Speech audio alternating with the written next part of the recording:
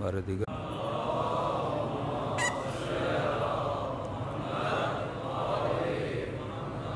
اپنے مرحومین کے لیے شہدائے ملت جعفریہ کے لیے ایک مرتبہ سورۃ الفاتحہ۔ بسم اللہ الرحمن الرحیم، الحمد للہ رب العالمین الرحمن الرحیم مالک یوم الدین، اہدنا الصراط المستقیم صراط الذین انعمت علیہم۔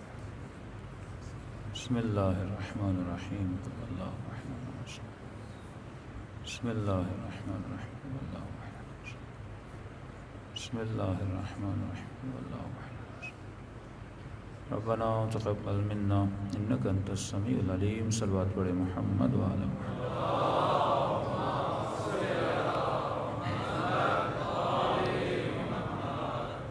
بسم اللہ الرحمن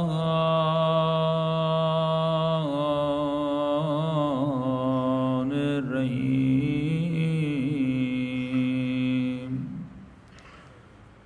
الحمد للہ رب العالمین،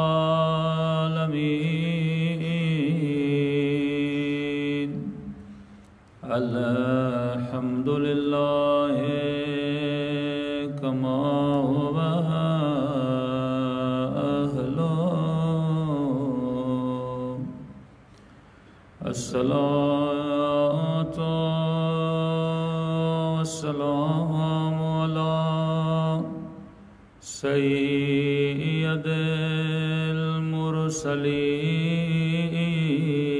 المرسلین وخاتم النبیین ابی القاسم محمد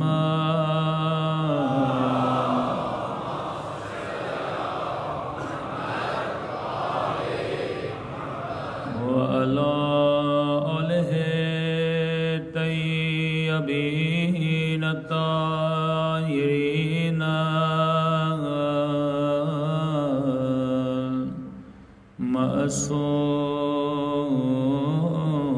معصومین۔ سب مل کے دعائے سرکار آقا امام زمان۔ الہی عظم البلاء وبرح الخفاء وانکشف الغطاء وانقطع الرجاء وضاقت الأرض ومنعت السماء وأنت المستعان وإليك المشتكى وعليك المؤول في الشدة والرخاء، اللهم صل على محمد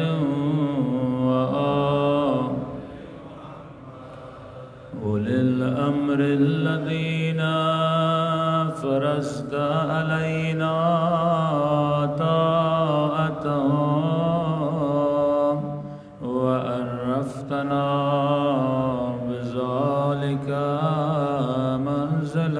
منزلتهم، ففرج عنا بحقهم فرجا عاجلا قریبا کلمح البصر او هو اقرب۔ سب مل کے یا محمد یا علی یا علی یا یا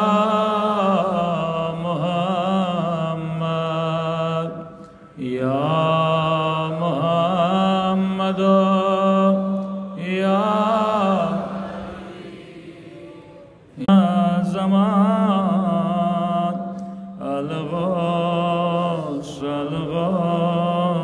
الغوث أدركني أدركني أدركني الساعة الساعة الساعة العجل العجل العجل يا أرحم الراحمين صلوات پڑھیں محمد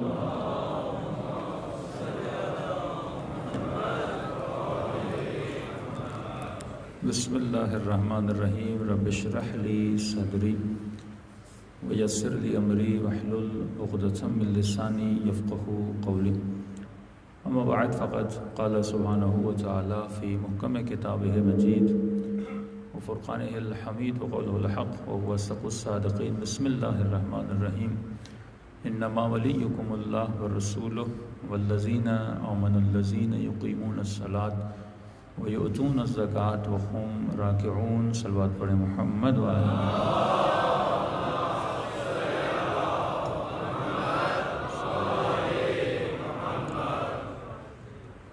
دعا ہے پروردگار عالم ہم سب کی عبادتوں کو اپنی بارگاہ میں قبول فرمائے اور جس مقصد زندگی اور حیات کی وجہ سے ان مجالس میں آتے ہیں ان مقاصد میں بھی ہم سب کو کامیابی نصیب فرما دے قبولیت کے لیے ایک مرتبہ صلوات پڑھیں محمد وعلیہ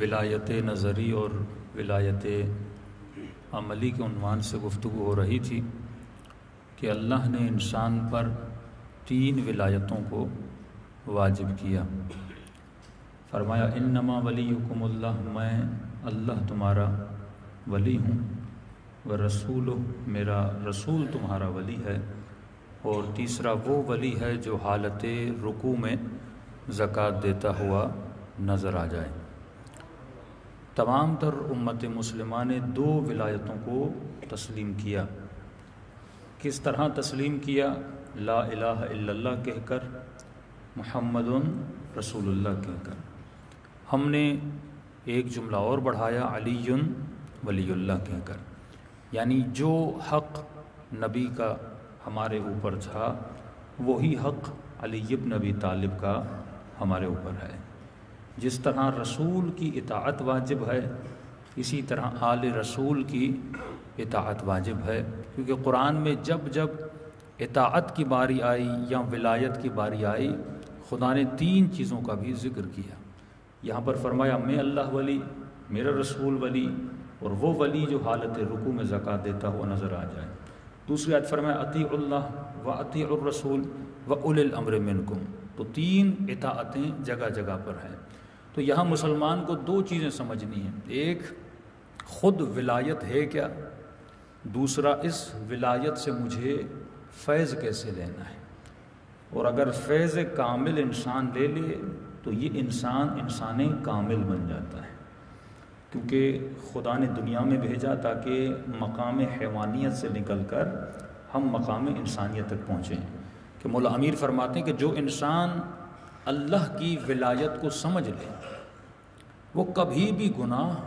نہیں کرے گا یہ خطا اس لیے کرتا ہے کیونکہ اس نے اللہ کی ولایت کو نہیں سمجھا کہ ہمارے دوست مذاق میں کہتے تھے کہ ہمارے ممبر سے توحید اتنی بیان ہوتی ہے جتنا سگریٹ کی ڈبی پہ لکھا ہوتا ہے تمباکو نوشی صحت کے لیے مضر ہے ہم یہ کہہ کر گزر جاتے ہیں کہ بھائی اگر تم نے اللہ کو نہیں مانا تو جہنمی بن جاؤ گے لیکن یہ اللہ ہے کیا اللہ کی معرفت کیا ہے اور اتنی معرفت امام حسین کے وجود میں کہ اپنا سب کچھ اس اللہ کے لیے لٹا دیا ایسا جذبہ انسان کے وجود میں کب پیدا ہوتا ہے کہ پوری پوری رات امام زین العابدین اللہ کی اطاعت میں اور عبادت میں مشغول ہیں کہ یہ میرا چھوٹا سا بچہ اگر مجھ سے پوچھے کہ میں اس خدا کا عاشق کیسے بنوں جو مجھے نظر نہیں آتا عشق تو تبھی ہوتا ہے جب انسان دیکھے جب پرکھے جب سنے جب پڑھے جب اسے حسن نظر آئے فطرت انسان ہے کہ انسان حسن پرست ہے اللہ نے اس کی فطرت میں رکھا ہے کمال پرست ہے، یہ اللہ نے فطرت میں رکھا ہے، پرفیکشن پرست ہے، یہ اللہ نے اس کی فطرت میں رکھا ہے۔ کافر ہو یا مسلم ہو، ہر بندہ اپنی زندگی میں کامیابی چاہتا ہے۔ فقیر سے بھی پوچھو گے نا، وہ کہتا ہے میں کامیابی چاہتا ہوں۔ بڑے سے بڑے جابر اور متکبر سے بھی پوچھو گے نا، وہ کہتا ہے میں کامیابی چاہتا ہوں۔ ہر انسان کی فطرت میں ہے کہ یہ پرفیکشن کے پیچھے جائے، اور وہ جاتا ہے، لیکن ایشو یہ ہے کہ وہ جس چیز کو کامیابی سمجھتا ہے وہ ہوتی نہیں ہے۔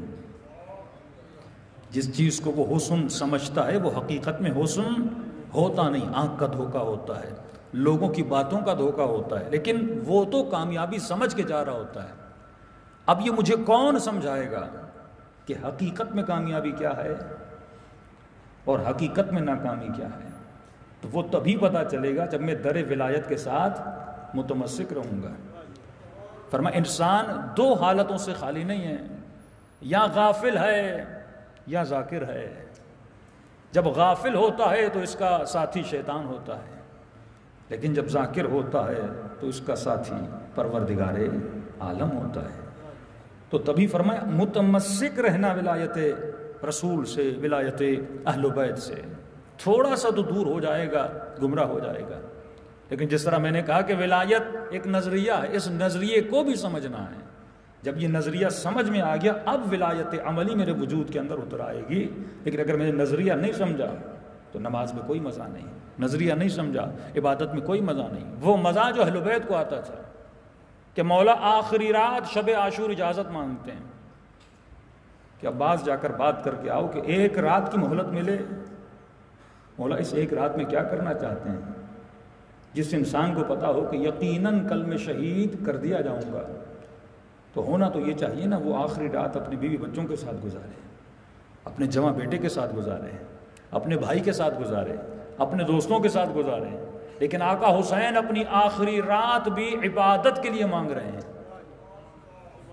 مصلی پہ بیٹھ کے پوری رات۔ فرمایا جس طرح شہد کی مکھیاں چھتے پہ آواز کرتی ہیں، اسی طرح خیام حسینی سے ہمیں ذکر اور اطاعت و مناجات خدا کی آوازیں آ رہی تھیں۔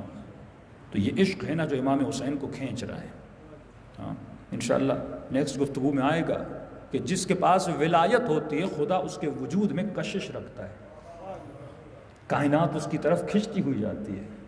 آج کربلا میں کشش ہے کہ نہیں ہے کہ دنیا کربلا کی طرف جا رہی ہے؟ وہ کربلا، وہ قبر امام حسین، کہ دشمنی صرف امام حسین سے نہیں بلکہ قبر مطہر سے بھی اتنی دشمنی کہ متوکل نے وہاں پر بیلوں کو لایا۔ پہلے جب زائر جاتے تھے امام کی قبر کے لیے تو درخت نشانی ہوتی تھی، سدر کے درخت ہوتے تھے، کیسے پتہ چلے کہ آقا کی قبر کہاں ہے؟ تو لوگوں نے درخت لگا لیے تھے۔ زائر جاتے تھے، درختوں کو دیکھتے تھے، سمجھ جاتے تھے کہ یہاں پہ قبور مطہر ہے، تاکہ کوئی زائر قبر امام حسین پہ نہ آئے۔ درختوں کو بھی نکال دیا۔ کھیتی باڑی کی زمین بنانا چاہیے، پوری زمین پر یہ بین الحرمین ہر جگہ انہوں نے ہل چلایا، لیکن جیسے بیل امام حسین کی قبر کے قریب ہوا تو اس نے قدم آگے نہیں بڑھایا۔ حیوان کے اندر بھی اتنا احترام تھا کہ یہ قبر ولی خدا کی قبر ہے، یہ قبر نواز رسول کی قبر ہے۔ فرماتے اس ملعون نے اتنا اس بیل کو مارا، اتنا مارا، بیل مر گیا، لیکن اس نے اپنے قدموں کو آگے نہیں بڑھایا۔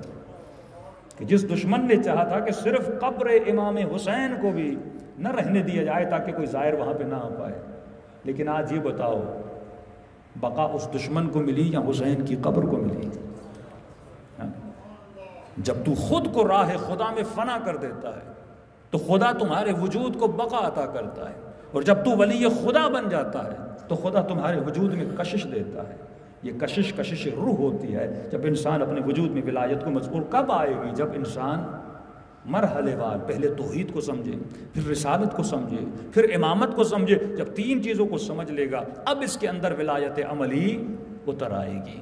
اب بچوں کے لیے، جوانوں کے لیے کبھی اللہ نے زندگی دی تو صحیفے سجادیہ پر بھی ایک خمسانی بلکہ اشرے ہونے چاہیے، کیونکہ مختلف میں نے کتابیں پڑھی، لیکن صحیفے سجادیہ میں جس طرح امام زین العابدین نے توحید کو سمجھایا ہے، انسان کے مراتب کو سمجھایا ہے، اگر واقعاً انسان سمجھ لے تو اس میں اتنے قیمتی خزانے ہیں کہ آپ کو لطف آئے گا کہ امام جب توحید کی تعریف کرتے ہیں تو دلیل دیتے ہیں کہ خدا نظر کیوں نہیں آتا. ایک مرتبہ کسی یونیورسٹی کا استاد سمجھاتا لیکن ایک مرتبہ زین العابدین سمجھائے تو اس کا لطف الگ ہوتا ہے. امام فرماتے ہیں عجزت ابصار الناظرین عن رؤیتہ، دیکھنے والوں کی آنکھیں عاجز ہیں اس کے دیکھنے سے. ہاں اب اتنا آسان مولا سمجھاتے ہیں بچہ بھی سمجھ جائے گا کہ خدا نظر کیوں نہیں آتا. بڑی بڑی فلسفیکل بحثیں ہوتی ہیں لیکن امام نے چند جملوں میں اللہ نظر کیوں نہیں آتا امام نے سمجھا دیا کہ عاجز ہیں دیکھنے والوں کی آنکھیں اس کے دیکھنے سے. مولا کیوں عاجز ہیں؟ فرمایا کیونکہ خدایا نہ تیری ابتدا ہے نہ تیری انتہا ہے. دیکھنے والوں کی آنکھیں عاجز ہیں. امام نے آنکھوں سے شروع کیا. تجھے دیکھنے سے کیونکہ نہ تیری ابتدا ہے نہ تیری انتہا ہے. مولا کیا سمجھانا چاہ رہے ہیں؟ سمجھانے چاہ رہے ہیں کہ ہر وہ چیز جو نظر آتی ہے اس کی ابتدا ہوتی ہے اس کی انتہا ہوتی ہے. ذرا غور سے سوچئے، ہر وہ چیز جو نظر آتی ہے اس کی ابتدا ہوتی ہے انتہا، یا یہ کہوں اس کا اسٹارٹنگ پوائنٹ ہوتا ہے اور اس کا اینڈنگ پوائنٹ ہوتا ہے. یہ گلاس آپ دیکھ رہے ہیں، آپ سب کو نظر آ رہا ہے، اس کی ایک اسٹارٹنگ پوائنٹ ہے اس کی ایک اینڈنگ پوائنٹ ہے. میں آپ کو نظر آ رہا ہوں، ایک اسٹارٹنگ پوائنٹ ہے کوئی 6 فیٹ کا، کوئی 7 فیٹ کا، کوئی 100 فیٹ کا. ہاں مختلف اشیاء جتنی بھی کائنات میں، وہ پہاڑ لو، سورج لو، چاند لو، ستارے لو، جتنی بھی چیزیں آپ کو نظر آتی ہیں اس کی ابتدا ہے اور انتہا ہے. اور جب ابتدا اور انتہا آ گئی تو وہ محدود ہو جاتا ہے. میں محدود ہوں 6 فٹ میں، گلاس محدود ہے چند انچ میں، پلیٹ محدود ہے کچھ چیز میں. اگر خدا خود کو دکھا بھی لے تو اسے محدود ہونا پڑے گا، اور جو محدود ہو جائے وہ خدا کے ساتھ.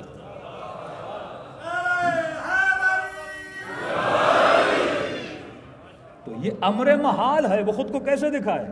آپ اسے دیکھنا چاہتے ہیں، آنکھیں ہر اس شے کو دیکھتی ہیں جو آنکھوں میں محدود ہو جائے.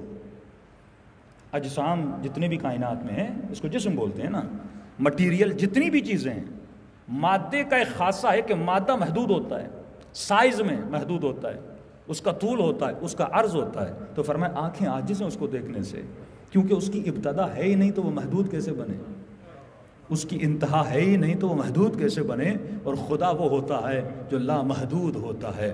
اب سوال کیا مولا امیر سے کہ امام نے فرمایا میں اس خدا کو مانتا ہی نہیں، عبادت ہی نہیں کرتا جسے علی دیکھے نہ. اور آغا زین العابدین کیا فرما رہے ہیں کہ عجزت ابصار الناظرین، آنکھوں سے دیکھ نہیں سکتی. تو گویا مولا علی ان آنکھوں کی بات نہیں کر رہے. فرمایا کہ علی اپنے خدا کو اپنی دل کی آنکھوں سے دیکھتے ہیں.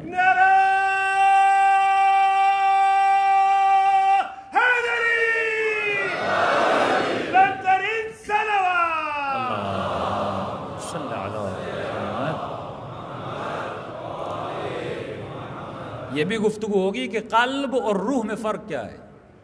خدا کو دیکھا جاتا ہے کن آنکھوں سے؟ دل کی آنکھوں سے. دل آئینہ ہے جس میں خدا کو بندہ محسوس کرتا ہے. علماء فرماتے ہیں کہ جو چیزیں آپ کو نظر آتی ہیں، مثلا میں ابھی اس ممبر پر ہوں، میں ہو سکتا ہے اپنے پاؤں سے غافل ہو جاؤں، اپنے کان سے آپ غافل ہو جائیں، لیکن اچانک اگر کوئی چونٹی آپ کو کاٹے تو آپ کا نروس سسٹم ایکٹیو ہوگا، آپ کو محسوس ہوگا کان پہ کسی نے کاٹا ہے. لیکن ایک چیز ہے جس سے آپ غافل نہیں ہیں، وہ آپ کی ذات ہے. تمام تر وجود سے آپ خود کو محسوس کر رہے ہیں، جبکہ آپ خود کو دیکھ نہیں پا رہے لیکن محسوس کر رہے ہو. میں آئینے کے سامنے جب کھڑا ہوتا ہوں تو خود کو نہیں دیکھتا، اپنے جسم کو دیکھتا ہوں، لیکن خود کو سب سے زیادہ محسوس کرتا ہوں. تو ضروری نہیں کسی چیز کو محسوس کرنے کے لیے وہ چیز نظر آئے. سب سے بڑی دلیل تمہارا اپنا وجود ہے. خود کو نظر، آنکھیں بند کر لو، خود کو نظر، لیکن خود کو محسوس کر رہا ہوں. آپ خود کو فیل کرتے ہیں، تمام تر قوت و طاقت سے خود کو فیل کرتے ہیں. اتنا آپ اپنے پاؤں کو فیل نہیں کرتے، اتنا اپنی آنکھوں کو فیل نہیں کرتے، اتنا اپنی کانوں کو فیل نہیں کرتے جتنا اپنی ذات کو فیل کرتے ہیں. تو اسی طرح فرماتے ہیں کہ نحن اقرب الیہ من حبل الورید، اگر تو چاہے تو مجھے محسوس کر سکتا ہے. جو لائق لوگ ہیں وہ کیا کہتے ہیں؟ جو چیز نظر نہیں آئے ہم نہیں مانتے. کیونکہ خدا نظر نہیں آتا لہٰذا ہم اللہ کو نہیں مانتے۔ اچھا کسی سائنسدان کو یہ بولیے کہ مجھے گریوٹی دکھا، مجھے زمین کی کشش دکھا، مر جائے گا لیکن زمین کی کشش دکھا نہیں پائے گا۔ اچھا تجھے پتا کیسے چلا کہ زمین میں کشش ہے؟ کہ میں نے 100 مرتبہ دیکھا کہ سیب درخت سے نیچے گرا، تو کشش نظر نہیں آتی لیکن اپنے اثر سے اپنے ہونے کا پتہ بتاتی ہے۔ تو خدا نظر نہیں آتا لیکن کائنات میں اپنے آثار سے بتاتا ہے کوئی حسین کائنات کو بنانے والا موجود ہے۔ اگر انسان غور و فکر کرے اپنے رب العالمین کو محسوس کر سکتا ہے، اس سے باتیں کر سکتا ہے، اس سے راز و نیاز کر سکتا ہے۔ اب ایک تعریف انسان کی علم لاجک اور علم منطق میں ہوئی ہے، تھوڑی علمی باتیں کر رہا ہوں کیونکہ یہاں کے مجمع کو میں تھوڑا علمی سمجھتا ہوں تبھی یہ باتیں کرتا ہوں، ورنہ فلمی باتیں مجھے بھی آتی ہیں۔ فرمایا تعریف انسان کیا ہے؟ علم منطق میں جو انسان کی تعریف کی گئی، فرمایا الانسان حیوان ناطق، انسان ایک ایسا حیوان ہے جو بولتا ہے، بولنے والا حیوان ہے۔ یہی واحد ڈفرنس ہے انسان اور اینیمل میں کہ حیوان بولتا نہیں ہے، انسان بولتا ہے، یہ صاحب نطق ہے، کچھ کا نہیں، بولنا کا مال نہیں ہے۔ انسان وہ ہے جو صاحب فکر ہے، یہ سوچتا ہے، یہ فکر کرتا ہے۔ اس کی زندگی حیوانوں کی طرح نہیں ہے کہ جن کے یہاں فکر نہیں ہے، کیونکہ فکر ہے تبھی انسان میں ترقی ہے۔ ہزاروں سالوں سے جیسی زندگی چڑیا گزار رہی ہے آج بھی ویسی ہی ہے، ہزاروں سالوں سے جیسے گدھے رہتے تھے آج بھی ویسے ہی ہیں، لیکن انسان کی زندگی سال بہ سال چینج ہوتی ہے کیونکہ اس کے پاس کیا ہے؟ فکر ہے، اس کے اندر ضرورت پیدا ہوتی ہے اور ضرورت کے مطابق اس کی عقل اشیاء کو تخلیق دیتی ہے۔ کمیونیکیشن کی ضرورت پڑی، اس نے موبائل بنایا، ٹائم پاس کرنے کی ضرورت پڑی تو اس نے گیمز بنائی، انٹرٹینمنٹ کی ضرورت پڑی اس نے موویز بنائی، لباس کی ضرورت پڑی اس نے کپڑوں کی فیکٹری لگا دی، کیونکہ حسن پرست ہے اس نے حسین تصویریں بنانا شروع کر دی، اس کو جسم میڈیکل کی ضرورت ہے اس نے مختلف علوم میڈیکل کے بنانا شروع کر دیے۔ تو انسان اپنی ضرورت کو سمجھتا ہے اور ضرورت کی تخلیق کے لیے اس کا عقل ان چیزوں کو کیا کرتا ہے؟ کریٹ کرتا جاتا ہے۔ اسے سفر کی ضرورت پڑی اس نے کشتیاں بنائیں، اور تیزی سے پہنچنا چاہے اس نے جہاز بنائے، تو یہ عقل تخلیق کرتا رہتا ہے۔ تو یہ وہ تعریف ہے انسان کی جو فلسفے میں، فلسفی میں اور علم المنطق میں کی گئی۔ لیکن آئیے امام زین العابدین سے پوچھیں کہ انسان کون ہے؟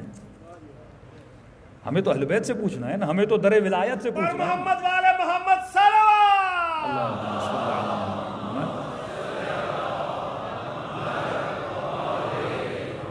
کہ مولا مجھے بتائیے کہ انسان کی تعریف کیا ہے، ڈیفینیشن آف انسان کیا ہے؟ انسان کسے کہتے ہیں؟ منطق نے تو یہ کہا جو سوچے وہ انسان ہے، منطق نے تو یہ کہا جو بولے وہ انسان ہے، ہاں یہ علم منطق کی تعریف ہے۔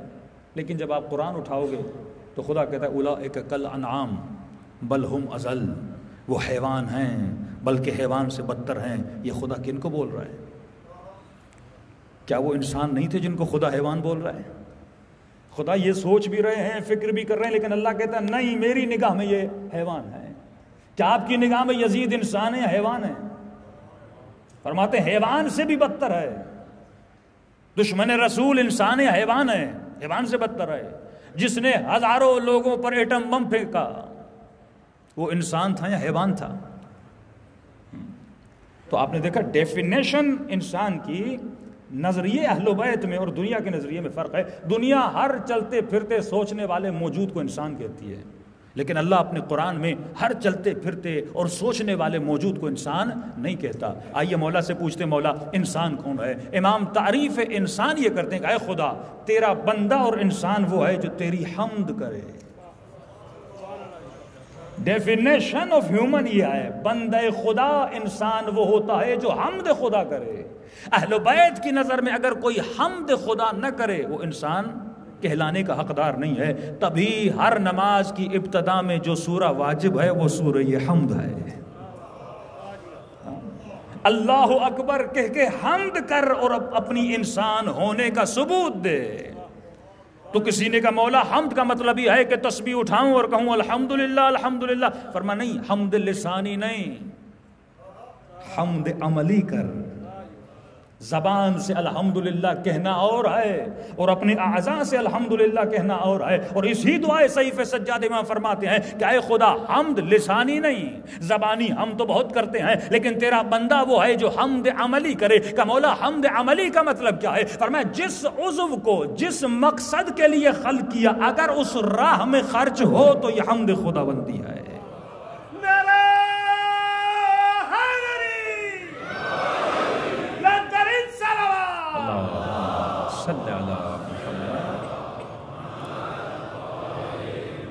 اب سمجھ آئی کہ ہمیں اپنی نمازوں میں لذت کیوں نہیں ملتی؟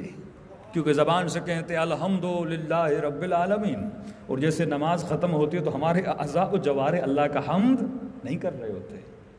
اب یہ میدان ولایت عملی کا میدان ہے.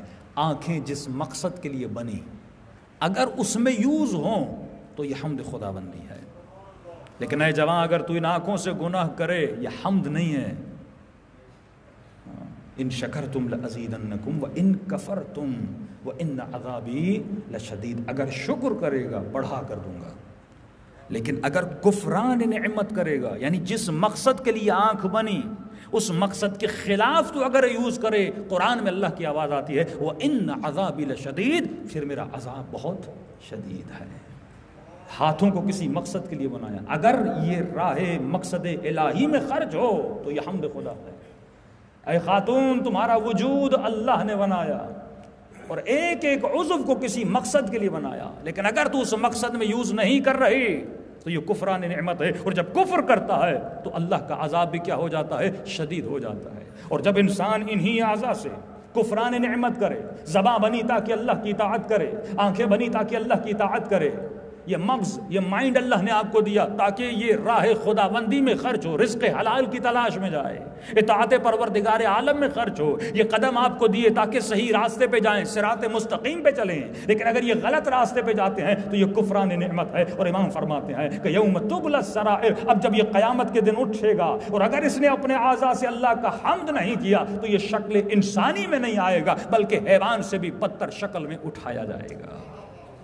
اور وہاں پہ سرخرو کون ہوں گے؟ دعائے ندبہ کے جملے ہیں کہ قیامت کے دن ممبر لگے گا اور اس ممبر پر علی ابن ابی طالب اور جنہوں نے صحیح طریقے سے ولایت پہ عمل کیا تھا علی کے شیعہ علی منابر من نور پہ بیٹھے ہوں گے نور کے ممبروں پہ بیٹھے ہوں گے. تو ولایت عملی کا مقصد یہی ہے کہ انسان صرف نظریہ نہ بنا اپنے انسان ہونے کا ثبوت دے. انسان ہونے کا ثبوت یہ ہے کہ تو اپنے اعضاء و جوارح سے خدا کا کیا ادا کرے؟ حمد ادا کرے. اور جب حمد خدا بندی ادا کرتا ہے تو خدا تمہارے باطن کے اعضاء کو پاک و پاکیزہ بنا دیتا ہے. حمد کا مطلب یہ ہے ولایت عملی کا مطلب یہ ہے کہ اے جوان ان آنکھوں کو گناہوں میں مبتلا نہ کرو. امام فرماتے ہیں وہ غیرت مند نہیں وہ غیرت مند نہیں جو ونوے غیرت رکھتا ہو. زبان حال میں ترجمہ کر رہا ہوں جس کے پاس ونوے غیرت ہو. کیا مطلب؟ میری بہن کو کوئی نہ دیکھے میری ماں کو کوئی نہ دیکھے لیکن اس نے خود کو چھوٹ دی ہوئی ہو کہ جسے چاہے وہ دیکھے. مولا فرماتے ہیں علی کی نظر میں یہ غیرت مند نہیں ہے یہ غیرت سے خالی ہے یہ غیرت سے عاری ہے. کہ مولا غیرت مند کون ہے؟ فرمایا جو یہ بھی پسند کرے میری ماں بہن کو کوئی نہ دیکھے اور یہ بھی پسند کرے کہ وہ خود کسی کی ماں بہن کی طرف نگاہ نہ ڈالے. اور اگر ایسا کرتا ہے تو یہ علی کی نظر میں غیرت مند نہیں ہے. ایک علی والا جوان جو علی کی ولایت میں زندگی بسر کرتا ہے اس کی آنکھیں کبھی بے غیرتی کی طرف نہیں اٹھتی کبھی بے حیائی میں نہیں جاتی کیونکہ مولا فرماتے ہیں یہ غیرت مند ہوتا ہے. اور غیرت اللہ ہی جب انسان کی جوش میں آتی ہے کس بات پہ امام سجاد روتے رہے؟ اسی غیرت کی وجہ سے کہ کاش میری ماں نے مجھے پیدا نہ کیا ہوتا. یہ جملے غیرت کے جملے ہیں. جب وہ منظر دیکھتے تھے تو فرمایا آنکھوں سے اگر کوئی گناہ کرے آنکھوں سے اگر کوئی بدکاری کرے آنکھوں سے اگر اللہ کی ناشکرانی کرے تو اس کا عذاب اشد العذاب میں بدل جاتا ہے. شیراز کا واقعہ ایران کا یہ اہل بیت کے کئی احادیث میں یہ فرامین آئے ہیں. اس پہ ایک معاشرے میں ہو رہے ہیں. آپ کے اسلام آباد میں کئی واقعات ہو چکے ہیں ڈیلی بیسس پہ اخبار میں رپورٹس ہوتے ہیں. کیوں؟ کیونکہ جس معاشرے میں اخلاقی تربیت نہ ہو اس معاشرے میں یہ واقعات ہوتے ہیں. فرمایا کہ امام فرماتے ہیں کہ انسان اگر آنکھ کو پاک نہیں کرے گا تو یہ آنکھ کبھی بھی امام زمانہ کی زیارت نہیں کر سکتے۔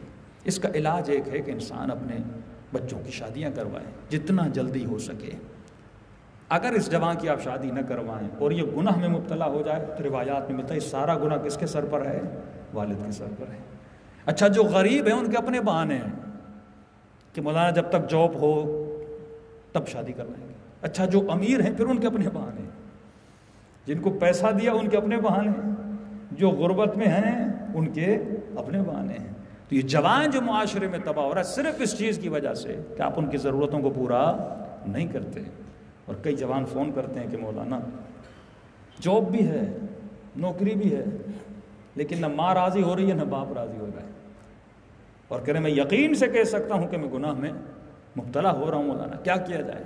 تو یہاں پہ شریعت کہتی ہے اگر آپ کے پاس وسائل ہیں آپ شادی کر سکتے ہو، اور بلا وجہ ماں باپ آپ کے راضی نہیں ہو رہے تو آپ بغیر اجازت کے بھی شادی کر سکتے ہو، کیونکہ خود کو گناہ سے بچانا واجب ہے، اپنی قبر کو بچانا واجب ہے۔ صلوات پڑھے محمد و آل محمد۔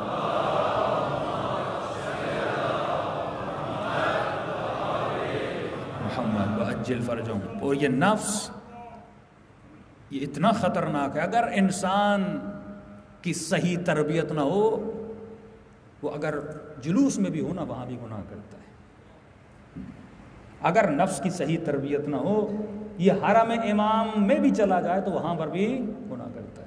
مشہد کا واقعہ، پہلے زمانے میں امام رضا کی جو زری تھی اس کے بیچ میں کوئی ایسا پردہ نہیں، آغا طبسی کے زمانے میں بھی شیشہ لگتا تھا، ساری چیزیں نظر آتی تھیں۔ ابھی جب سے آغا رئیسی آئے تو انہوں نے ایک حجاب کا بندوبست کیا، تو نظر پڑتی تھی۔ یہ جوان زیارت کر رہا تھا حضور امام رضا میں، لیکن جب انسان پہ شہوت کا غلبہ ہو وہ اپنے امام کو بھی نہیں دیکھتا۔ اس نے ایک مرتبہ کسی خاتون کو دیکھا، نگاہ حرام سے دیکھا، پھر تھوڑا مسکرایا، رات کو گھر گیا، خواب کے عالم میں کیا دیکھتا ہے؟ امام رضا کے حرم میں گیا، اور جیسے حرم میں داخل ہوا مولا کرسی پہ تشریف فرمائے، میں نے امام رضا کو سلام کیا، مولا نے جواب تو دیا لیکن اپنا چہرہ مجھ سے پھیر لیا۔ کہتا ہے اگلا منظر بڑا عجیب منظر تھا، میں آگے بڑا خواب کے عالم میں، اور جس کرسی پہ امام رضا بیٹھے تھے میں نے اس کرسی کو ٹھوکر ماری اور مولا رضا زمین پہ گر پڑے۔ ایک مرتبہ جیسے نیند سے اٹھا، پریشانی کا عالم، رو رہا تھا کہ میں نے خواب میں ایسا کام کیا جس چیز کے لیے میں سوچ بھی نہیں سکتا تھا کہ میں اپنے امام کی بہترامی کروں، اللہ وہ آخری میری زندگی کا دن ہو، مجھے موت دے کے میں ایسا کام کروں۔ کئی دن روتا رہا، بڑے بڑے علماء سے میں نے پوچھا لیکن مجھے جواب نہیں ملا۔ پتہ چلا مشہد میں ایک عارف باللہ ہیں، ان کے پاس میں گیا، میں نے قبلہ میں نے عجیب خواب دیکھا ہے، میری چین زندگی سے نکل چکا ہے، سکون زندگی سے چلا جا چکا ہے، میں عاشق امام رضا ہوں، اور خواب کے عالم میں یہ دیکھا ہے کہ میں نے اپنے امام کو ٹھوکر ماری ہے۔ کہ یہ بتا حرم میں تم نے کوئی غلطی کی تھی، کوئی ایسا فعل انجام دیا تھا کہ جس سے اہل بیت ناراض ہوں؟ کہا اس دن گیا تھا، میں نے اپنی نگاہوں سے ایک گناہ کیا تھا کہ امام تجھے بتانا چاہتے ہیں جب تو ایسا کرتا ہے تو گویا ہماری بہترامی کرتا ہے۔ بہترامی صرف وہ نہیں جو شمر نے کی، بہترامی صرف وہ نہیں جو ابن سعد نے کی، تم اپنے عمل سے حضور امام میں اگر گناہ کرتے ہو گویا امام کو برملا کہتے ہو کہ مولا میں تمہاری پرواہ نہیں کرتا، مولا میں آپ کے حضور میں گناہ کرتا ہوں۔ جب تو اللہ کے حضور میں گناہ کرتا ہے گویا اعلان کرتا ہے، اعلان جنگ ہے پروردگار عالم کے ساتھ کہ خدا تو نے منع کیا لیکن میں کر کے دکھا رہا ہوں۔ اس لیے امام فرماتے ہیں گناہ کرتے وقت جس کو اللہ سے شرم نہ آئے اس کا دل مردہ ہو جاتا ہے، اور جب دل مردہ ہو جاتا ہے پھر اس بندے کے دل میں کبھی بھی نور خدا نہیں آتا، مناجات کی لذت نہیں ملتی۔ تو کوشش کریں اپنے جوانوں کو آنکھوں کے گناہوں سے بچائیں۔ آج سب سے زیادہ جو معاشرے میں گناہ ہو رہا ہے یہ آنکھ کا گناہ ہے، تو جب تک آنکھیں پاک نہیں ہوتی، اور یہ شرف امام حسین ہے کہ آپ کو مجلس حسین میں بلا کر گریے کے ذریعے سے آقا آپ کی آنکھوں کو پاک کر دیتے ہیں، گریے امام حسین کے صدقے میں۔ اور جب آنکھوں سے آنسو بہیں تو یہ دعا بھی کیا کریں کہ اے خدا آج مجلس میں آیا ہوں، اگر میرے اندر کوئی بری عادت آئے تو حسین کے گریے کے صدقے میں وہ عادت میرے وجود سے نکال دے۔ صلوات پڑھے محمد و آل محمد۔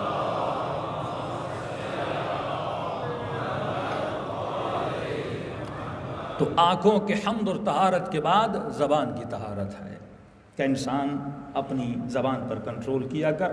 مولا کی حدیث ہے، فرمائے بے وقوف کی کچھ نشانیاں ہیں۔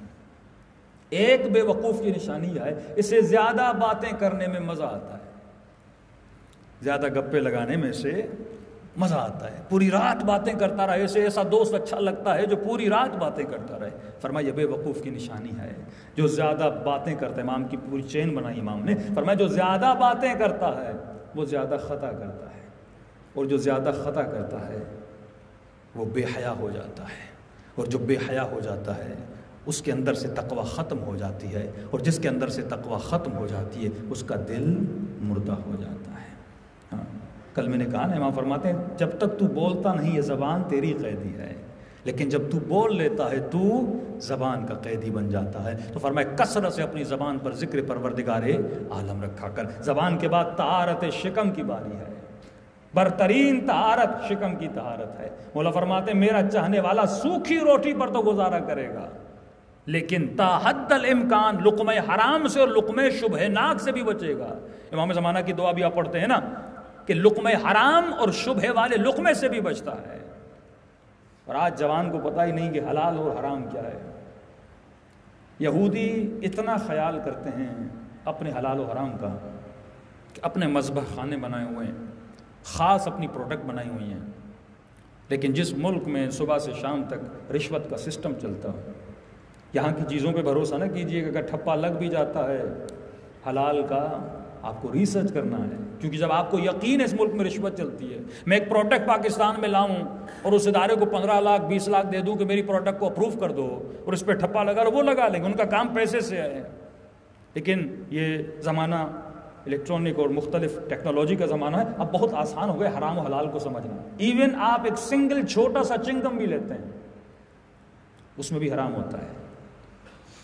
آپ آئس کریم بھی لیتے ہیں اس میں بھی اینیمل فیٹ ہوتا ہے، اسٹیبلائزر اور اینیمل فیٹ. اینیمل فیٹ کیا مطلب؟ حیوان کی چربی. دنیا میں سب سے سستی چربی جو ہے وہ سور کی چربی ہے. پہلے جو لیس کے چپس آپ کے بچے کھاتے تھے سور کی چربی میں بنتے تھے. پھر پاکستانیوں کو پتہ چلا یہ ہمیں کیا کھلا رہے ہیں.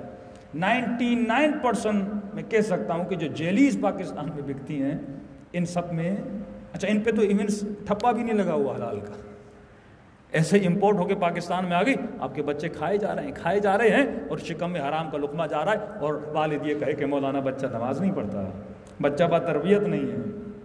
بڑی آسانی، پلے سٹور پہ جائیں، لکھیں ای حلال کوڈ، سافٹ ویئر ہے. اس پہ وہابیوں نے بڑی محنت کی. سب سے پہلے جنہوں نے پرچہ نکالا وہ وہابی تھے. اب یہ کرتے کیا ہیں، جس طرح ایلوپیتھی کی دوائیاں آپ نے سنی ہے نا، مثلا ایک دوائی سونف سے بنتی ہے، مثال دے رہا ہوں، اس کا فارمولہ بدل کے کنڈیشن بدل کے ایک گولی بنا دیتے ہیں. لیکن اس کی جو ڈبی ہے دوائی پہ وہ مختلف قسم کے نام لکھتے ہیں. وہ یہ نہیں لکھیں کہ ہم نے سونف سے بنایا ہے یا فلاں درخت سے بنایا ہے. وہ اپنے فارمولے کریٹ کرتے ہیں کہ پڑھنے والے کو پتہ ہی نہ لگے. پہلے یہ ہوتا تھا کہ آپ حکیم کے پاس جاتے تھے، وہ ایک فقیر دیتا تھا، آپ کو کہتا تھا اگر پھر تمہارے تکلیف ہو جائے تو فلاں حکمت خانے سے سونف لے لینا، یہ لے لینا، تو آپ 5 روپے میں لے لیتے تھے. ایلوپیتھی والوں نے کون سی چالاکی کی؟ انہوں نے فارمولہ بدلا اور وہی 5 روپے کی چیز آپ کو 50 روپے میں دینا شروع کیا. آپ کو پتہ ہی نہیں کہ بن کس چیز سے رہی ہے. انہوں نے کیا کیا، اگر یہ لکھتے کہ مثلا سور کی چربی ہے تو کون خریدتا؟ انہوں نے اس کو کوڈ ورڈز میں بدل دیا. اب کل سے جا کے چنگم لو، چاکلیٹ لو، جو بھی چیز لو، پیچھے انگریڈینٹس اس کے پڑھو کہ اس میں کیا کیا ہے. مثلا لکھا ہوگا ملک ہے، اس میں پاؤڈر ہے، اس میں کلر ہے، اور پھر لکھا ہوتا ہے مثلا E144 E335 ای کوڈز جسے بولتے ہیں.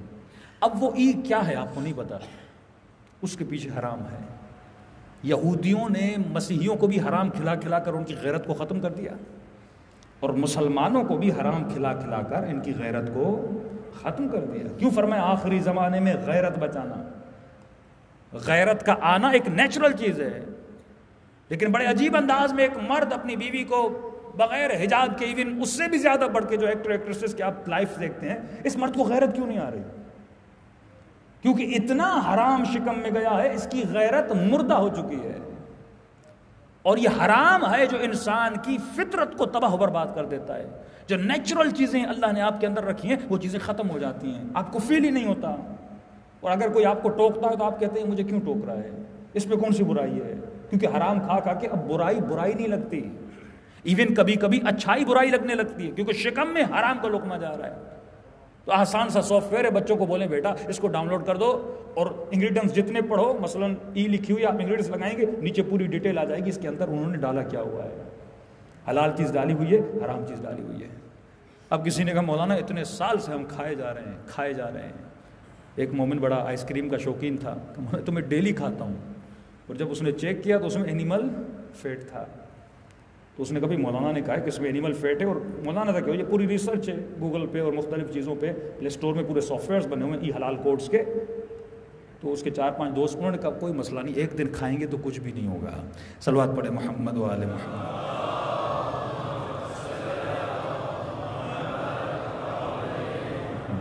تو سفرے پر جو غذا لاتے ہیں اس کا بڑا اثر ہوتا ہے۔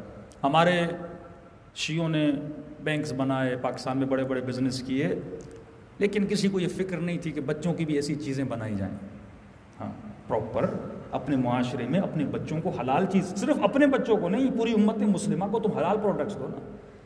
ساری چیزیں پاکستان میں امپورٹ ہوتی ہیں، وہ ملک کمزور ہو جاتا ہے جس میں چیزیں امپورٹ کی جاتی ہیں۔ اپنی پروڈکشن انسان کریٹ کرے اور اس پروڈکشن میں کوشش یہ کرے کہ میں حلال چیزیں اپنے بچوں کو کھلاؤں، حلال چیزیں مسلمانوں تک پہنچاؤں۔ لیکن پچھلے سال بھی ہم کہہ چکے کہ ہمارے لوگ تو ایک منرل واٹر بھی اچھا بنانے کی صلاحیت نہیں رکھتے، کیونکہ یہ جہاد اقتصادی ہے، اکنومیکلی جہاد ہے۔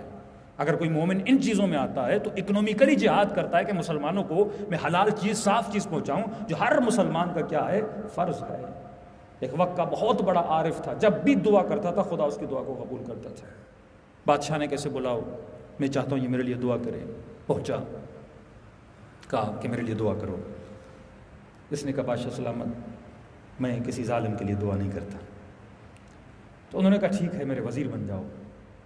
کہا نہیں بادشاہ سلامت، ظالم بادشاہ کا وزیر میں کیسے بنوں، لوگوں پر ظلم ہوگا، میں اس گناہ میں شریک ہو جاؤں گا۔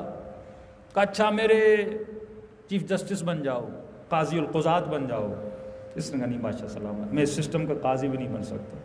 بادشاہ نے کہا اچھا کچھ بھی نہیں کرتے، اتنی دور سے تجھے بلایا ہے، تھوڑا میرا احترام کر لے، شام کا کھانا میرے ساتھ کھا لے۔ عابد تھا، عالم نہیں تھا، عبادت گزار تھا، پر صحیح سے علم نہیں تھا اس کے پاس۔ اس نے کھانے میں کیا ہے، رات کو چلا گیا اور بادشاہ کے پاس کھانا کھایا، جیسے لقمے حرام کے پیٹ میں جانا شروع ہوئے۔ امام فرماتے ہیں حرام جب جاتا ہے تو شیطان خون کی طرح تمہاری رگوں میں دوڑتا ہے، خون سے بھی زیادہ تیزی سے تمہارے رگوں میں دوڑتا ہے۔ شیطان نے دوڑنا شروع کیا، کرے بادشاہ کا وزیر بن جا، اتنے غریبوں کی مدد کرے گا۔ اس نے کہا بادشاہ سلامت وزیر بننا منظور ہے۔ 2 لقمے اور گئے، کہا اب آپ کا قاضی بھی بن جاتا ہوں۔ 3 لقمے اور گئے، کہا آپ کے لیے میں دعا بھی کر دیتا ہوں۔ صلوات پڑھے محمد و آل محمد۔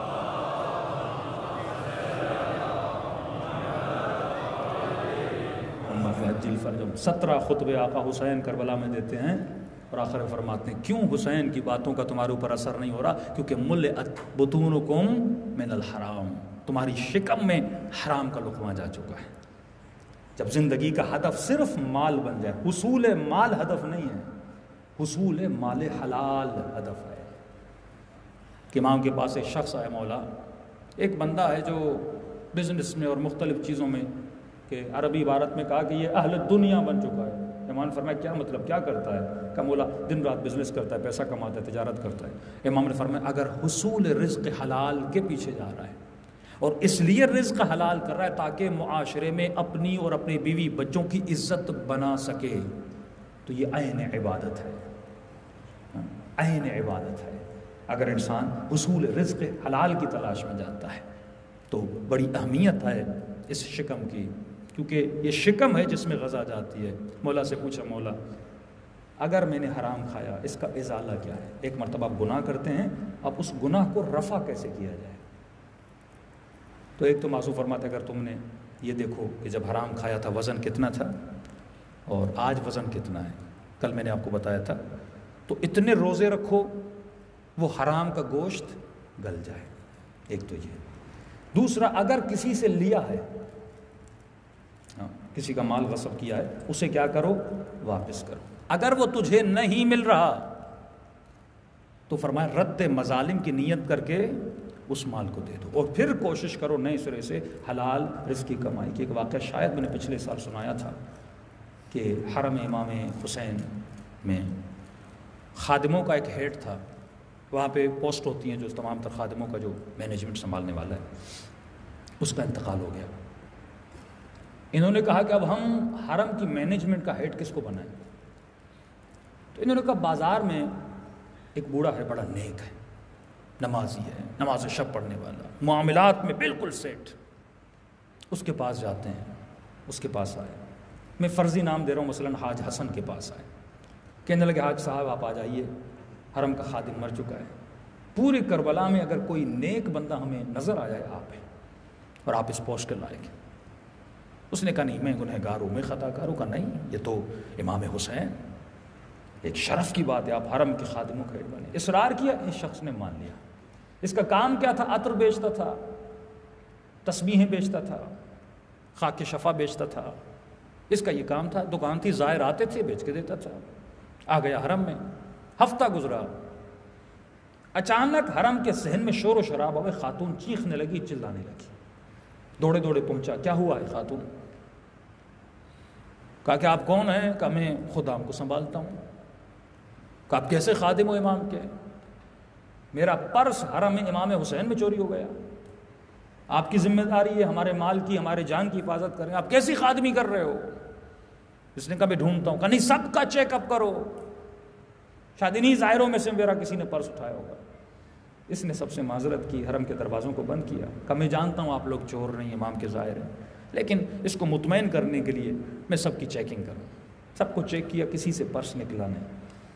خاتون اور چیخی، کہا اگر میرا کوئی چور ہے نا تو ہے، جب سے تو آیا ہے چوری ہونا شروع ہو گئی ہے۔ اس نے کہا مجھے 2-3 دن کی مہلت دو، میں آپ کا پرس ڈھونڈ کے دوں گا، اگر نہیں ملا پرس میں پوری کربلا میں تجھے بدنام کروں گی، کیونکہ جب سے تم ایڈمنسٹریشن میں آئے ہو تو میری چوری ہو گئی ہے۔ کہتا ہے پورے 3 دن حرم کو چھان مارا لیکن کہیں پرس نہیں ملا۔ کہتا ہے آخری رات امام کے حرم میں گیا، میں نے کہا مولا میں تو آنا بھی نہیں چاہتا تھا اس کام پہ، جب سے آیا ہوں میرا نام خراب ہو رہا ہے، ایک عورت چیخے گی، پکارے گی، میرے نام کو خراب کرے گی، مولا میری عزت کیا رہے گی اس شہر میں ایک عزت دار انسان ہوں۔ کہتا ہے میں 2 رکعت نماز پڑھی، گھر چلا گیا، رات کو سو گیا۔ خواب کے عالم میں امام حسین کو دیکھا۔ کیا دیکھا؟ مولا کا حرم ہے، حرم کے صحن میں آقا حسین کھڑے ہیں، ایک چھوٹی سی کرسی ہے جس پہ مولا کھڑے ہو گئے، اور بلند بلند آواز میں کرے لوگوں آ جاؤ، میں تجھے بتاؤں کہ حسین کا چور کون ہے۔ کہ لوگ جمع ہو گئے، زائر جمع ہو گئے، میں بھی گیا کہ امام بتائیں میرا چور کون ہے۔ بلند بلند آواز میں کرے لوگوں جمع ہو جاؤ، اے میرے زائروں آ جاؤ، میں تجھے بتاؤں کہ حسین کا چور کون ہے۔ آج حسن کہتا ہے میں بھی قریب کھڑا ہو گیا کہ بس مسئلہ حل ہو گیا، مولا چور کا نام بتائیں گے۔ لوگوں نے کہا مولا ہاں بتائیے آپ کا چور کون ہے؟ امام نے فرمایا میرا سب سے بڑا چور یہی حاج حسن ہے۔ پریشان ہو، مولا میں نے تو پرس اٹھایا ہی نہیں، مولا میں نے تو چوری کی نہیں، آپ مجھے بول رہے ہیں میں نے چوری کی ہے۔ امام نے فرمایا حاج حسن میں پرس کی بات نہیں کر رہا، اتنے سالوں سے تو میری خاک شفا کو بیچ رہا ہے، تو نے مجھ سے اجازت لی، خریدی تھی اور وقف کی تھی اپنے زائروں کے لیے، تجھے کس نے اجازت دی؟ تو میری مٹی کو، میرے زائروں کو بیچ رہا ہے، میری خاک سے بزنس کر رہا ہے۔ اس نے کہا مولا واللہ مجھے پتا نہیں تھا۔ کہا حاج حسن جتنے پیسے میرے زائروں سے لیے ان کو واپس کر۔ رہی بات اس خاتون کے پرس کی، میرے حرم کے باہر ایک فقیر سوتا ہے، اس نے اس خاتون کا پرس اٹھایا ہے، جس بستر پر سوتا اس بستر کے نیچے اس نے زمین کھود کے اس کے اندر پرس چھپایا ہوا ہے۔ کل جانا جب وہ بستر پہ سو رہا ہو نیچے سے پرس نکالنا، لیکن حاج حسن خبردار اس کی عزت کو پامال نہ کرنا، یہ حسین کے در کا فقیر ہے، بس اتنا کہہ لینا کہ تو میرا فقیر ہے، میرے زائروں کو نہ لوٹا کر، تجھے جو چاہیے حسین ابن علی مجھ سے مانگا کر، حسین تجھے عطا کریں گے۔ کہتا نیند سے اٹھا روتا ہوا حرم کے صحن میں گیا، اسی طرح جیسے امام حسین کھڑے تھے یہ کھڑا ہو گیا، اسی طرح جس طرح امام حسین نے آواز دی اس نے آواز دیا، اے لوگوں جمع ہو جاؤ میں تجھے بتاؤں حسین کا چور کون ہے۔ لوگ جمع ہو گئے، حاج حسن نے پرس کا چور ڈھونڈ لیا ہے، کھڑا ہوا کہ کون ہے چور؟ رو کر کہا کہ حسین کا چور میں ہوں۔ اسے کہتے ہیں ازالہ گناہ۔ اگر خطا کی ہے تو خطا کا ازالہ کر۔ اگر قضا نمازوں کی توبہ کر رہے ہو تو توبہ صرف اس کا گریہ نہیں ہے، جب تک وہ قضا نمازیں ادا نہیں ہوتی۔ اگر خمس نہ دینے کی توبہ کر رہے ہو تو جب تک ادا نہیں ہوتا تب تک توبہ قبول نہیں ہے۔ اگر کسی کا مال کھایا جب تک واپس نہیں کرتے تب تک توبہ نہیں ہے۔ اگر قطع رحم کیا ہے کئی سالوں سے، بہن سے، بھائی سے، رشتہ داروں سے، تمہارا کوئی تعلق نہیں، اس کی توبہ یہ ہے کہ ان سے جا کے مل، ازالہ گناہ کر، تب جا کے خدا راضی ہوتا ہے۔ اس نے پہلا ازالہ یہ کیا کہ لوگوں کو بتایا کہ اے لوگوں، حسین نے کہا میں حسین کا چور ہوں۔ کہا آج حسن کیسی باتیں کر رہے ہو، ہم نے آج تک تمہاری زندگی میں گناہ تک نہیں دیکھا کہ ایک گناہ ایسا کیا جس کا مجھے پتہ نہیں تھا۔ میں نے حسین ابن علی کی اجازت کے بغیر حسین ابن علی کی مٹی کو بیچا ہے۔ پورے کربلا میں اعلان ہے، جس نے مجھے پیسے دیے ہیں آ کر مجھ سے واپس لے لے۔ کہتا ہے پوری دکان کو بیچ ڈالا اس نے، لوگوں کے پیسے دیے، اور جو یاد نہیں تھا اس نے رد مظالم کی نیت سے دیے۔ اس کے بعد اترا اور سیدھا گیا اس فقیر کے سرہانے، اس خاتون کے پرس کو نکالا۔ فقیر پریشان ہوا، ہاتھوں کو جوڑ کے کہنے لگا میری عزت کو پامال نہیں کرنا، میں ڈیلی یہاں پہ بیٹھتا ہوں، یہی میرا روزگار ہے۔ اس نے کہا گھبراؤ نہیں، تیری عزت کی ضمانت حسین نے خود لے لی ہے، تجھے پریشان ہونے کی ضرورت نہیں ہے۔ بس مولا کا ایک پیغام ہے کہ میرے زائروں کو لوٹا نہ کرو، تجھے جو چاہیے وہ حسین ابن علی تجھے عطا کریں گے۔ اسلام کے دو ورژن ہیں جس پہ کل گفتگو، یہ ورژن حسین کا ورژن ہے، ایک یزیدی ورژن ہے اسلام کا، ایک حسینی ورژن ہے کہ دنیا سے جانے کے بعد بھی اخلاق کا درس دے رہے ہیں۔ جنگ کر رہے ہیں امیر المومنین، جنگ کے بیچ میں ایک بندہ فقہی مسئلہ پوچھتا ہے، ابن عباس کہتے ہیں اے مرد عربی یہ میدان کا ماحول ہے، جنگ کا ماحول ہے، فقہی مسئلہ پوچھ رہا ہے، توحید کے مسئلے پوچھ رہے ہیں۔ میں فرماتے خاموش، ہم اسی لیے تو جنگ لڑ رہے ہیں۔ جنگ جمل میں جب لوگوں کے لاشیں زمین پہ پڑے ہوئے تھے، امام نے فرمایا جتنا جلدی ہو سکے ان لاشوں کو دفن کرو۔ یہ ورژن اہل بیت کا ورژن ہے۔ کہ مولا کیوں؟ دشمن ہیں، حربی ہیں، ہم سے لڑے ہیں۔ فرمایا نہیں، لاشوں کو جلدی دفن کرو، کہیں ان کا بھائی نہ آ جائے، کہیں کوئی رشتہ دار نہ آ جائے، ان لاشوں کو دیکھ نہ لے۔ یہ وہ ورژن ہے جو اہل بیت نے دیا کہ فرمایا جنگ ختم ہوئی، جنگ جمل ختم ہو گئی، مولا جیت گئے۔ مولا کے دو سپاہی گھوڑوں پہ پھر بھی چل رہے تھے، امام نے فرمایا نیچے اتر آؤ، جنگ ختم ہو گئی ہے، یہ حیوان ہے، اتنا اس کی پیٹھ پہ نہ بیٹھا کرو، وہ بھی تھک جاتا ہے۔ یہ ورژن اہل بیت کا ورژن ہے، ہاں، لیکن ایک ورژن یزیدی ورژن بھی ہے۔ جب یزید کی دادی نے سید الشہداء جناب حمزہ شہید ہوئے، حبشی کو بھیجا کہ جناب حمزہ کا جگر نکال کر لاؤ، وابن آکلۃ الاقباط، پھر خود پہنچی، اس جگر کو چبایا۔ عرب کی عادت تھی، یہ لاشوں کو مسلا کرتے تھے، بدن سے لباس کو اتارتے تھے، بے احترامی کرتے تھے، کان کاٹتے تھے، ناک کاٹتے تھے۔ یزید کی دادی نے جناب حمزہ کا ناک کاٹا، تاریخ کہتی ہے اس کو خشک کیا، خشک کر کے اس میں دھاگا ڈالا، دھاگا ڈال کے اپنے گلے میں پہنتی تھی۔ یہ وہ ورژن ہے جو یزیدی ورژن ہے۔ لیکن جب عمر ابن عبدوت کے لاشیں پہ اس کی پہن گئی تو کیا دیکھا، عمر کی زرہ بھی ہے، عمر کا لباس بھی ہے، تو کہنے لگی عمر تو بڑا خوش نصیب ہے، تجھے کسی شریف نے مارا ہے۔ عرب جب مارتے تھے تو لاشوں کو پامال کر دیتے تھے۔ یہ اخلاق ہے، جنگ کے بیچ میں بھی اہل بیت اخلاق کے ساتھ رفتار کر رہے ہیں، جنگ کے بیچ میں بھی، کہ ہمارے علماء جب جہاد ابتدائی کا فقہی مسئلہ ہے کہ ہم جہاد کب شروع کریں، اتنے محتاط فرماتے ہیں اہل بیت کی زندگی میں ہمیں نظر نہیں آتا کہ اہل بیت نے پہل کی اور لڑنے کی۔ جنگ جمل شروع ہوئی، مولا نے 7 لوگ بھیجے بات کرنے کے لیے کہ علی جنگ نہیں کرنے چاہتے، کہ فرماتے اتنے تیر لگے ان 7 لوگوں کو کہ ہمیں جسم نظر نہیں آ رہا تھا، صرف تیر ہی تیر نظر آ رہے تھے۔ کبھی بھی اہل بیت نے جنگ کرنے میں پہل نہیں کی۔ یہ اہل بیت کا ورژن ہے، جس پر نبی کی زوجہ جس اونٹنی پہ جنگ جمل میں بٹھایا گیا تھا اس کو لوہے کی زرہ سے ڈھانپا گیا تھا تاکہ یہ اونٹنی نہ گرے۔ تقریباً ملتا ہے 1700 ہاتھ یا 70 ہاتھ کٹے تھے، اور اخلاق علی ابن ابی طالب یہ تھا کہ امام نے محمد ابن حنفیہ کو بھیجا، محمد ابن ابی بکر کو بھیجا کہ جاؤ اپنی بہن سے بات کرو۔ اس کے بعد جب لشکر کو بھیجا امیر المومنین نے، 40 عورتوں کو مردوں کا لباس پہنایا، کہ یا علی ایسا کیوں کر رہے ہیں؟ امام فرمایا کسی کو نہیں بتانا، کیونکہ ان کی پلاننگ یہ ہے کہ نبی کی زوجہ کو قتل کر دیا جائے، اور سارا الزام کس پر آئے؟ امیر المومنین پر آئے۔ جب انہوں نے دیکھا کہ 40 مردوں کے حصار میں جا رہی ہیں تو کسی نے جرت نہیں کی کہ حملہ کرے، اور جب نبی کی زوجہ نے اعتراض کیا کہ علی نے میرا احترام نہیں کیا، اس وقت نقاب اترے۔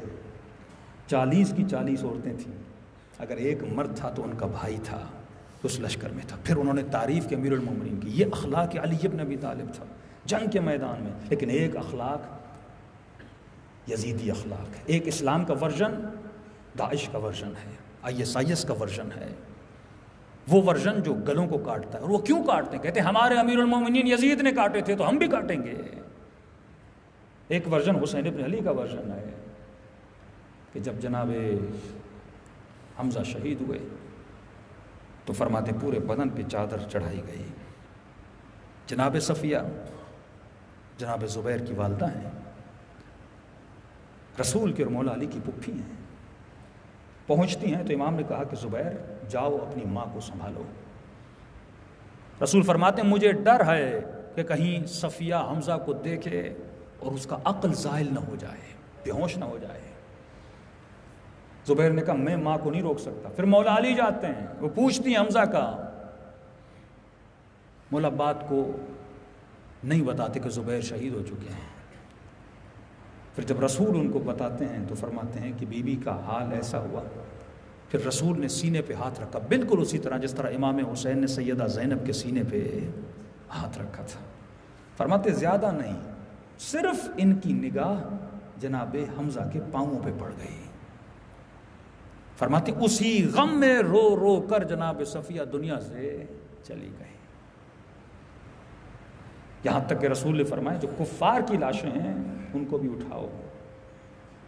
یہ تھا اخلاق علوی، یہ تھا وہ ورژن جو رسول نے دیا اور اہل بیت نے دیا۔ اب آؤ کربلا میں ایک ورژن یزیدی ورژن ہے، یہ بھی اسلام کا ورژن ہے کہ وہاں پر مولا نے کہا جنگ جمل میں لاشوں کو دفن کرو، کہیں کوئی بھائی اپنے بھائی کا لاشا نہ دیکھے۔ لیکن یہاں جان بوجھ کر بہنوں کو بھائیوں کے لاشوں سے گزارا گیا۔ عربی ایسی عبارتیں ہیں جن کا اردو میں اگر ترجمہ کیا جائے تو بے ادبی ہے، ہم ترجمہ نہیں کر پاتے۔ بس اتنا امام فرماتے ہیں کہ سیدہ زینب کو اپنے بھائی کا لاشا نظر ہی نہیں آ رہا تھا۔ کل میں نے بتایا تھا نا کہ عرب جب حیوانوں کا شکار کرتے تھے نا تو کھڈا کھودتے تھے، حیوان پھنس جاتا تھا، اس کو کہتے ہیں قتل الصبر، صبر کا قتل۔ اتنے پتھر مارتے تھے کہ اس کا خون بہے بہے اور وہ حیوان وہیں پہ جان دیتے۔ میرے امام فرماتے ہیں میرے بابا کو اس طرح قتل کر دیا گیا، جس کے ہاتھ میں جو تھا اس نے نبی کے نواسے کو مارا۔ رسول خدا کی حدیث کا اے مسلمان کبھی حیوان کو بھی منہ پہ نہ مارا کرو، لیکن نبی کی نواسیوں کو اور ان کے چہروں پہ ظالموں نے تماچے مارے۔ یہی دو ورژن ہیں۔ شکر خدا کرو کہ اس مکتب کے ماننے والے ہو جس میں رحم ہے، اس مکتب کے ماننے والے ہو جس میں کرم ہے۔ یہ نعمت پروردگار عالم ہے، 100 سجدے بھی کیے جائیں تو یہ سجدے کم ہیں۔ آئیے دلوں کو کربلا لے کر چلیں اور سلام کریں ان ہستیوں پہ جنہوں نے اپنا سب کچھ راہ خدا میں لٹا دیا۔ السلام علی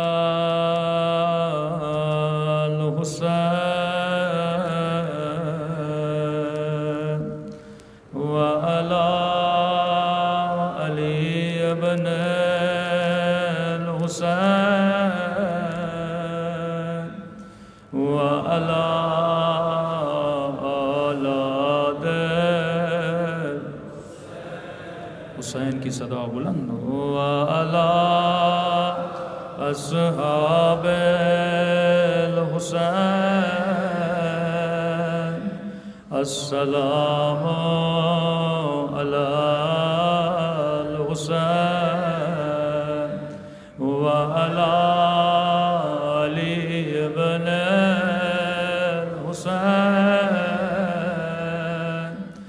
وعلى أولاده وعلى أصحابه سب مل کے السلام علی حسین وعلی علی ابن وعلی اولاد الحسین وعلی اصحاب میرا سلام ہو سکینہ کی یتیمی پہ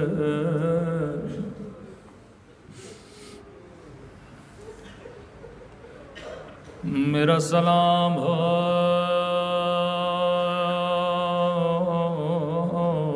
زینب کی چادر پہ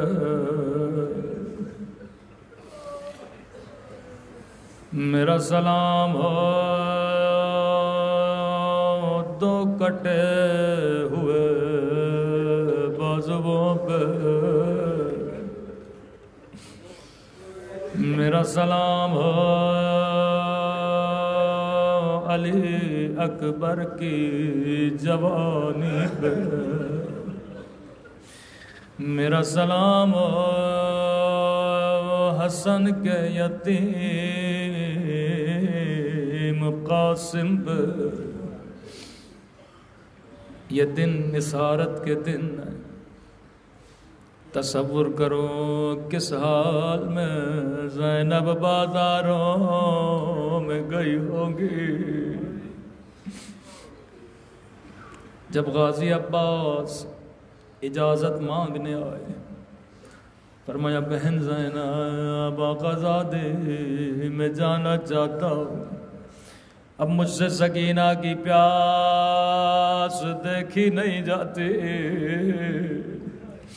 بی بی نے فرمایا عباس میں تجھے روکتی نہیں لیکن میری کچھ باتیں سنتا جا جی میری بی بی فرمایا عباس شہر کوفہ تھا بابا علی کی حکومت تھی میرا قافلہ شہر میں آنا چاہتا تھا بابا نے فرمایا حسن رات ہونے دو بازاروں کو بند ہونے دو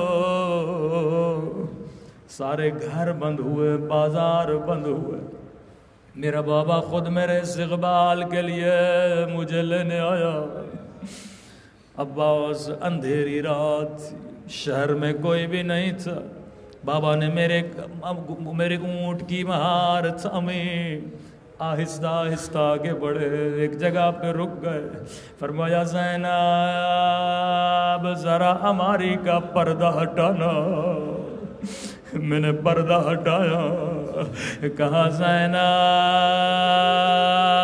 غور سے دیکھو یہ کوفے کا بازار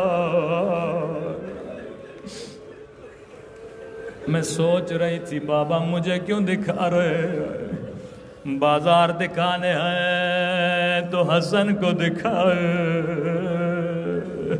بازار دکھانے ہیں تو حسین کو دکھائے یہاں میری سواری اور آگے بڑھی پھر بابا نے میری سواری کو روکا فرمایا زینب ذرا ہماری کا پردہ ہٹانا میں نے پردہ ہٹایا کہا زینب غور سے دیکھو یہ کوفے کا چوک ہے میں نے کہا بابا مجھے کیوں دکھا رہے ہیں یہاں بابا نے میری سواری کو بٹھایا ہماری کا پردہ ہٹایا کبھی میرے ہاتھوں کو چومنے لگے کبھی میرے سر کا بوسہ لینے لگے رو کر کہنے لگے زینب یہی بازار ہوگا اور تیرے سر پہ چادر نہیں ہوگی تیرے ہاتھوں میں رسیاں۔ عباس میں نے کہا بابا آپ امام علم غیب جانتے ہیں، میں اعتراض نہیں کرتی، بس بابا میرا ایک سوال ہے۔ جی میری بیٹی، بابا جس بہن کا بھی ایک بھائی ہو اس کا بھی کوئی نام نہیں لیتا، اللہ نے مجھے 18 بھائی دیے، جس کے پاس حسن جیسا بھائی ہو، جس کے پاس عباس جیسا بھائی ہو۔ بابا نے کہا زینب حسن نہ رہیں گے، حسین نہ رہیں گے۔ اب سنو گے بی بی زینب نے کیسے خدا حافظ کیا کہ عباس کھڑا ہو جا، اپنی دونوں باہیں عباس کے گلے میں ڈالی، رو کر کا خدا حافظ عباس، خدا حافظ عباس۔ اب میں زینب سمجھ گئے میرے ہاتھوں میں رسیاں بدلنے کا وقت قریب ہے، میں سمجھ گئے میرے سر سے چادر اترنے کا وقت قریب ہے۔ تبھی راوی کہتا ہے کہ بازار میں سب سر نو کے نیزہ پہ تھے، لیکن ایک سر گھوڑے کی گردن سے بندھا تھا، یہاں گھوڑا چلتا تھا، یہ گھوڑے کی ٹانپوں سے ٹکراتا تھا۔ پوچھنے والے نے کہا یہ کس کا سر؟ آواز آئی ہے عباس کا سر۔ کہا نوک پہ کیوں نہیں رکھتے؟ کہا کئی بار رکھا، لیکن جب نگاہ زینب پہ پڑتی ہے یہ زمین پہ گر جاتا ہے۔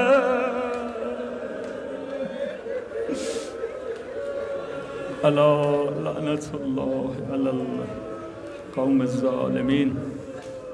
پروردگار تجھے اہل بیت کے غیرت کا واسطہ، سیدہ زینب کی چادر کا واسطہ، ہمارے مولا اور آقا امام کا ظہور فرما، ہم سب کو مولا کے آوان و انصار میں شریک فرما، ہم سب کے صغیرہ کبیرہ گناہ معاف فرما، خدایا برزخ میں قبر میں امام حسین کی شفاعت نصیب فرما، جو بیمار حال ہیں ان سب کو شفاء کاملہ عاجلہ نصیب فرما۔ ربنا تقبل منا انک انت السمیع العلیم۔